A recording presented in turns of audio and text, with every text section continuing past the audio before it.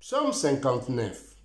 Nzambe na ngai, longola ngai na maboko ya banguna, batela ngai, po baye kobundisa ngai.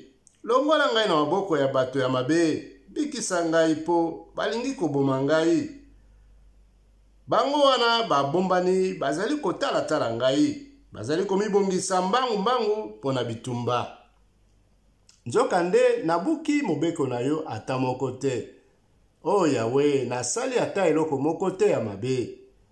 Yahweh, lamuka, yaka kotala ngai. Yahweh, nzambe ya nguya nyonso, nzambe ya Israel, lamuka po pesa bikolo yango etumbu. Koyokela bato oyo ya mabe mawa te. Pokwa nyonso, bazongaka pe bagangaka. Balelaka na bavile, mobimba lokola bambwa. Yoka ndenge minoko na bango etonda na mabe. Maloba na bango ezali lokola bambeli. Bamilobaka, nani ya koyoka biso? Kasi yo Yahweh, ozali koseka bango, ozali komona bikolo nyonso wana mpamba. Yo ozali makasi na ngai, azali kotala nse yo, o Nzambe. Nalukaka kobombama empai na yo. Yo moto olingaka ngai, okoya kokotela ngai.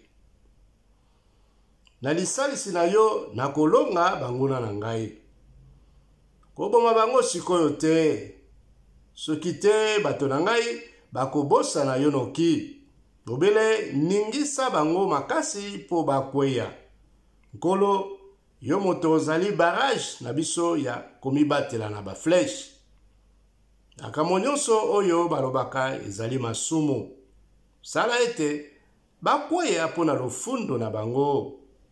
Pamba te bazali kofinga pe kokosa ntango nyonso. Boma bango na nkanda na yo. Silisa bango nye.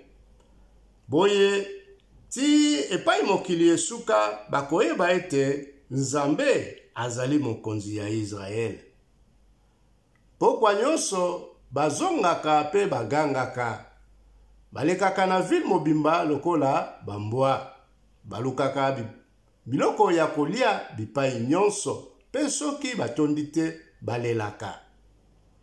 Nzambe, ngai nakoyembela nguya na yo. Na ntongo nakokumisa bolamu na yo. Pamba te ozali makasi na ngai. Na ntango ya mpasi nakoki kobombama empai na yo. Yo nguya na ngai, nakoyembela yo po yo Nzambe obatelaka ngai. Yo Nzambe na ngai, olingaka ngai.